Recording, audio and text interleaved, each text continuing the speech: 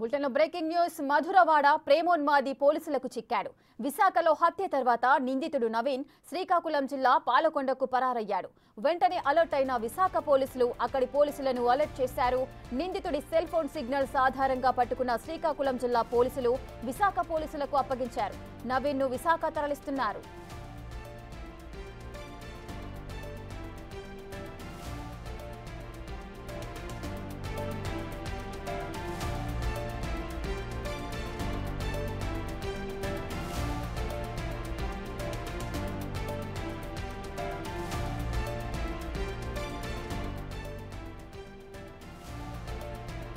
మధురవాడ ప్రేమోన్మాది పోలీసులకు చిక్కాడు. విశాఖలో హత్య తర్వాత నిందితుడు నవీన్ శ్రీకాకుళం జిల్లా పాలకొండకు పరారయ్యాడు. వెంటనే అలర్ట్ అయిన విశాఖ పోలీసులు అక్కడి పోలీసులను అలర్ట్ చేశారు. నిందితుడి సెల్ ఫోన్ సిగ్నల్స్ ఆధారంగా శ్రీకాకుళం జిల్లా పోలీసులు పట్టుకున్నారు. ఇక విశాఖ పోలీసులకైతే అప్పగించారు. నవీన్ ను విశాఖకు తరలిస్తున్నారు. ఈరోజు మన వైజాగ్ జిల్లాలో పిఎం పాలెం లిమిట్స్లో తొమ్మదిలో ఒక రెంటెడ్ ఫ్లాట్లో ఒక దురదృష్టకరమైన సంఘటన జరిగింది.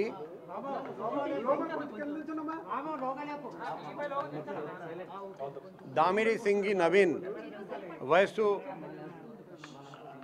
26 ఇయర్స్ 26 సంవత్సరాలు, వీరాఘట్టం మండలం నేటివ్ విలేజ్ పార్వతీపురం. అతను 6 ఇయర్స్ నుండి నక్క దీపిక అని ఇప్పుడు 20 సంవత్సరాలు అమ్మాయిది.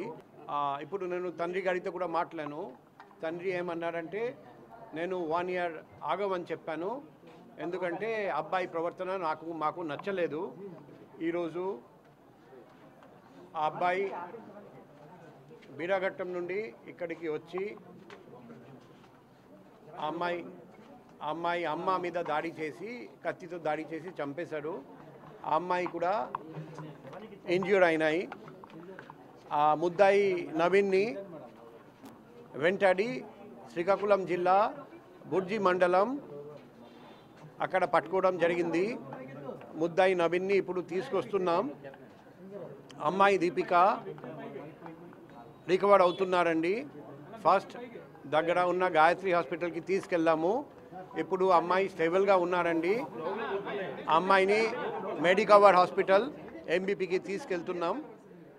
సో అమ్మాయి త్వరలో పూర్తిగా రికవర్ చేస్తారని ఆశిస్తున్నాం. యువతి తండ్రి కన్నీరు మున్నీరుగా విలపిస్తున్నాడు. నిందితుడి ప్రవర్తన నచ్చకే పెళ్లిని వాయిదా వేస్తూ వచ్చామంటున్న దీపిక తండ్రితో మా ప్రతినిధి ఫేస్ టు ఫేస్. తండ్రి ప్రస్తుతం మనతో ఉన్నారు. అసలు ఏం జరిగి ఉంటుందండి? నేను డ్యూటీకి వెళ్ళిపోయాను, మా అబ్బాయి కాలేజీకి వెళ్ళిపోయాడు సార్. ఈ టైంలో ఇప్పుడు వచ్చేలా చేశాడు సార్. ఎంతకాలం నుంచి పరిచయం ఉందండి అసలు ఈ అబ్బాయికి అమ్మాయికి? మీరు పెళ్ళి అనుకున్నారా, చేద్దాం అనుకున్నారా? చేద్దామని మా అన్న కూడా సార్. ఎంత సార్ పాపకు మిస్బిహేవియర్ చేస్తానండి, పాప నాతో చెప్పింది సార్. ఆ తర్వాత నాకు చెప్తే నువ్వు వెళ్ళి మిస్బిహేవ్ చేస్తావట, ఇలా చేస్తే అలాగే రేపు పొద్దున పెళ్లి చేస్తే నువ్వెలా బాగా చూసుకోవు కదా. ముందు పెళ్లి చేస్తామని మీరు ఒప్పుకున్నారు కదా, ఎందుకు మరి ఇలాగా? అందుకే వెంటనే చేయమని ప్లాన్ చేసి నీకు ఉద్యోగం లేదు, నేను ఎలా చేస్తాను, 1 ఇయర్ తర్వాత నేను ఈలోపు టైం ఈ 1 ఇయర్ తర్వాత నేను చేస్తానులే అన్నాను సార్. అంతే. అలా అమ్మోళ్ళు కూడా చెప్పాను, ఈ రేపటి వచ్చి బొట్టు పెట్టేసి మీరు వెళ్ళండి 1 ఇయర్ తర్వాత అప్పుడు చేస్తామని కూడా చెప్పాను అలా అమ్మోళ్ళకి. సరే అని అలా అమ్మోళ్ళు వెళ్ళారు. ఎన్ని రోజుల క్రితం వచ్చాడండి మీ దగ్గరికి? 2 వీక్స్ అవుతుంది వచ్చి. ఇలా చెప్తే వెళ్ళిపోయారు. మళ్ళీ ఆ తర్వాత ఇంకేం జరిగింది ఏమో మరి. ఇది మా అమ్మాయిని అమ్మని తెలిసి ఇలా మాదిరి తేరేయడండి. అంతే, నేను ఇంకా మాట్లాడాను. ఆడికి మాత్రం డిప్యూటీ సీఎం వరకు వెళ్ళి ఆడికి మాత్రం వెంటనే జైల్లో గడిపించి పోషించొద్దు, ఆడికి వెంటనే తక్షణమే తక్షణమే శిక్ష చేయాలి. శిక్ష అంతే ఇంకా ఎన్కౌంటర్ చేయాలి తప్ప ఇంకా జైలు పెట్టి పోషించకూడదు. అది అది సీఎం సార్. అంటే మీరు ఇంట్లో ఉండని సమయం తెలుసు వాళ్ళకి? తెలుసు, మీకు ఉన్న సమయం తెలుసు. నేను ఉదయం 8 గంటలకు డ్యూటీకి వెళ్ళిపోతున్నాను తెలుసు. మా అబ్బాయి 8 గంటలకు కాలేజీకి వెళ్ళిపోతాడని తెలుసు అడిగి. ఎటు రావడానికి అవకాశం ఉంది? ఇలాగ వచ్చాడు, వెనక నుంచి వచ్చే అవకాశం? ఇలాగే వస్తాడు సార్. సీసీ కెమెరాలు గట్ట ఉంది చూడండి. ఏమ్మా నాకు ఆమె తెలిసి ఇలాగ వచ్చాడంటే మేము లేం కదా. ఎప్పుడన్నా ఇంటికి వచ్చాడు అసలు? మీ ముందు ఇప్పుడు అదే అంతకుముందు వచ్చారు కదా. అది సార్ నువ్వు ఇప్పటికీ చెప్తున్నాను, మరి నువ్వు ఏదో ఒకటి చేయకపోదు కదా నా పాపనమ్మను, రేపు పొద్దున మీ అమ్మ నాన్న మీద డిపెండ్ ఎలా పెంచుతావు అని చెప్పాను. అలాగే అన్నాడు. క్రిమినల్ బ్యాక్గ్రౌండ్ ఉండడం మీరు గమనించారా? అది నాకు తెలియదు సార్, నాకేం తెలియదు. మీరు వచ్చి సార్ మరి నేను మాట్లాడలేను. దయించి ఆయన చేయకుంటండి, ఆడిని మట్లు పెంచి పోషించొద్దు దయించి. మనం చూస్తున్నాం కదా తండ్రి ఆవేదన, కళ్ళల్లో నీళ్లు ఎలా అయితే మొత్తం నీరారిపోయినటువంటి పరిస్థితి ఉంది. హృదయ విదారకమైనటువంటి ఘటన.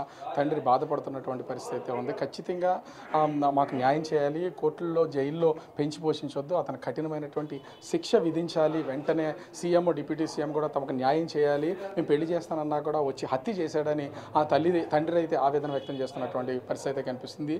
పెళ్లికి ఒప్పుకున్నా కూడా 1 సంవత్సరం టైం అడిగినా ప్రేమోన్మాదిగా వచ్చి ఇలా హత్య చేస్తాడని మేము అనుకోలేదని తండ్రి ఆ తీవ్రమైనటువంటి ఆవేదన చెందుతున్నటువంటి పరిస్థితిని చూస్తున్నాం. కెమెరామెన్ అజయ్ రాజు, బిగ్ టీవీ, విశాఖపట్నం.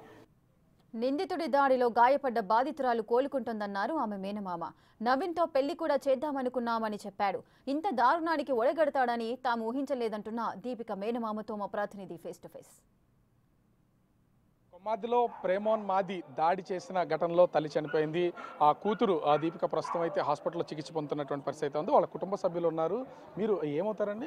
చనిపోయినటువంటి దీపిక ఏమవుతారు? దీపిక మేనకోడలు అవుతుంది. వీళ్ళకేమో అంటే మాకు పెద్దోళ్ళం కాబట్టి మాకు చెప్తారు కదా, ఒక 6 years వరకు ఇలా లవ్ జరుగుతుందంట. అప్పుడు మధ్యలో మాకు 3 years ఇలాగ బిలో మాకు చెప్పారు. చెప్తే అమ్మ మన ఇంక వయసు చాలదు కదా, చదువుకునే పరిస్థితులు ఇదేటి పరిస్థితి, ఇది బాగోలేదు, చదువుకుంటే బాగుంటుంది అంటే అలాగే మా అయ్య తర్వాత ఒక 2 సంవత్సరాల తర్వాత అయినా చేసుకుందాము, ఈ లోపు నాకు బీఎస్సీ నర్సింగ్ అయిపోద్ది, మైక్రోబయాలజీ అనమాట, ఇప్పుడు డిగ్రీ ఫైనల్ ఇయర్ అయిపోయింది, మైక్రోబయాలజీ అది చేసుకుంటాం అన్నది. అయితే ఇదేంటి నీకు ఇప్పించి ఎందుకు అడితో పడ్డావు నువ్వు అనవసరంగా, చదువు ముందు చదువుకు అని చెప్పేసి అన్నావు. సరే పెళ్ళికి దిగిపోయారు, చేస్తామన్నారు. అమ్మాయి ముందు చెప్పిందా తల్లిదండ్రులకి, లేకపోతే మామూలుగా మీకు తెలిసి? తల్లిదండ్రులు మాకు చెప్పారు. చెప్పిన తర్వాత దీన్ని కన్సల్టేషన్ చేశాను నేను. ఏటి ఇలా ఉందంట, పెళ్లి చేసుకుంటావా ఏంటి అంటే, లేదు మామయ్య మరి ఇలా మేము ఒక పెళ్ళికి వెళ్ళాము, మాకు తెలుసు అబ్బాయి కూడా చదువుకున్నాడు, నేను చదువుకున్నాను కాబట్టి ఉద్యోగం వస్తే ఇద్దరం బ్రతుకుతాం అన్నదే. సరే అయితే చేసుకుందాంలే, ఇప్పుడు మరి పైసలు లేవు కదా మీ దగ్గర, మళ్ళీ మేమే ఎవరి మొక్కలు ఇచ్చేసి హెల్ప్ చేస్తుండాలి, నేను మొన్న పెళ్లి చేశాను పాపకి, ఇవన్నీ డబ్బులు ఉండాలి, ఇబ్బంది పడుతుంటే ఒప్పుకున్నారు. పోనీ వాళ్ళను చేసేస్తామన్నారు. చేసేస్తామంటే మాకు కొంచెం టైం కావాలని అడిగారు. ఎవరిని? అబ్బాయిని. అంటే అబ్బాయి దేవురని మీ ఊరికి దగ్గరేనా లేకపోతే? ఒక 20 కిలోమీటర్లు తాలకేళ్ళకి. వాళ్ళ ఊరు వేరు, ఏ ఊరు వేరు. ఈవిడేమో దీనికి వెళ్ళింది మమ్మల్ని పెళ్ళికి. ఈ పెళ్ళికి వెళ్ళి ఆడవాళ్ళు కదా ఎలాగోనో పడిపోయింది, పక్కన పెట్టేయండి. అది ఒప్పుకుంటారు. ఈ పని చేయడం చాలా ఎంత ఘోరమైన పని అనేది. ఒకసారి ఇంత సడన్ గా చంపేయడానికి కారణం ఏంటంటే ఆలస్యంగా పెళ్లి చేస్తున్నారా లేకపోతే పెళ్లి చేయడానికి? వెంటనే ఇప్పుడు చేసేయాలంట. ఆడ అడిగేసరికి పెళ్లి చేసేయాలి. ఆ పెళ్ళికి నేను ఒప్పుకొని, ఎందుకంటే ఆడ కొంచెం బిహేవింగ్ నచ్చలేదు. మధ్యని ఎవరో కిడ్నాప్ చేశాడని ఏదో తెలిసిందట. ఇలా ఉందా నాన్న అని చెప్పి ఆ తల్లిదండ్రులతో చెప్పిందంట. నాన్న ఈ విధంగా చేస్తున్నాడు, వీడు కొంచెం చాలా ఇదిగా చేస్తున్నాడు, మరి నేనైతే చేసుకోను, చదువుకుంటా లేకపోతే ఉండిపోతాను కానీ ఆయన నేను చేసుకోను. ఏటైందమ్మా, వీడు ఎవరన్నా చంపేశాడు, ఏది చేశాడని దీనికి వార్త వచ్చిందంట. వస్తూ నేను మరి చేసుకుని అన్నది. చేసుకునేసరికి నీకు ఇలా కాదు, నేను అక్కడికి వస్తాను, ఆడాకి వస్తాను, బొట్టు పెడితే కానీ అప్పునేసాడట. సరే మొన్న వచ్చాడంట, ఒక వారం ముందు వచ్చాడు. వారం ముందు వస్తే మేము క్రిస్టియన్ కాబట్టి ఈ నెలలో మాకు పెళ్ళిళ్ళు ఉండవు, ఏప్రిల్ నెలలో బొట్టు పెట్టేద్దాము, బొట్టు పెట్టమంట. బొట్టు పెట్ట పెళ్లి చేయడానికి అయితే వాళ్ళు సిద్ధంగా ఉన్నారు, చేసుకోవడానికి ఇతను సిద్ధంగా ఉన్నాడు. మేము 1000 రూపాయలు ఇస్తాం, ఎవరికి ఎంత కలిసి ఇచ్చేస్తాం, పెళ్లి చేసేది మేము అని చెప్పాం.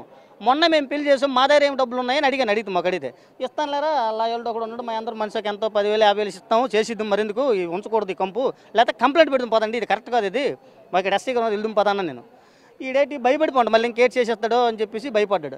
సరేలే మా అయ్య మరి నేనైతే ఈడేమో లేట్ చేస్తాడు, పాపకైనా చేస్తాడు, మళ్ళీ మీ అమ్మ ఇంట్లో ఒక్కరితో ఉంటుంది, మళ్ళీ ఇబ్బంది అవుద్దని అన్నాడు. ఇప్పుడు భయపడినట్టుగా జరిగింది మొత్తానికి. ఎలాగైతే అన్నాడు, ఆడు అనుకున్నది ఆడు జరుపుకు వెళ్ళిపోయాడు. అందుకు ఇది ఏడు జరిగిందని తెలీదు, మరి వాళ్ళు నిరాకరించినందువల్ల అని చెప్పేసి నాకు ఇప్పుడే పెళ్లి చేసేయాలని చెప్పేసి ఆ విధంగా నిరాకరించినందువల్ల, ఆలస్యం చేయడం వల్ల ఆడేమో ఆడి పని ఆడు చేసుకుని వెళ్ళిపోయాడు. అది ఇలాంటి వాడికి ఏంటంటే ఇంకా మిడిల్ ఫ్యామిలీకి ఇలాగ అయ్యింది. ఒక పెద్ద ఫ్యామిలీకి జరిగినా ఎవరో జరిగినా సరే దీన్ని ఏంటంటే తగినటువంటి చర్యలు తీసుకున్నాడికి ఒక కాలు చేయి తీసేయాలి, ప్రాణం ఉంటుండగా చూడాలి అందరూ.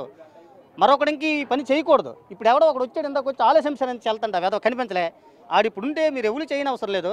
కానీ అది మీరు మీడియా ద్వారా ఇలాంటిది సీఎం గారి లెవెల్ వరకు కూడా వెళ్ళి చాలా బాగా పూర్ ఫ్యామిలీ సార్ వాళ్ళు, అలాంటివి కూడా చూసి మీరు దీనికి న్యాయం చేస్తారని మేము చేస్తున్నాం. అంటే ముఖ్యంగా చూస్తే ఈ నవీన్ అదేవిధంగా దీపికకి సంబంధించి దాదాపుగా 6 సంవత్సరాల నుంచి పరిచయం ఉంది. పెళ్లిలో పరిచయమైనటువంటి వ్యక్తిని మధ్యలో కూడా పెళ్లి చేసేయాలని చెప్పేసి హడావుడి చేసినటువంటి నేపథ్యంలో తల్లిదండ్రులు కూడా ప్రేమకి పెళ్లికి రెండింటికి అంగీకరించారు. అయితే కొంతకాలంగా నవీన్ ప్రవర్తనలో మార్పు రావడం, అతన్ని తీరు సరిగా లేకపోవడంతో పెళ్లికి నిరాకరించినటువంటి పరిస్థితి అయితే ఉంది.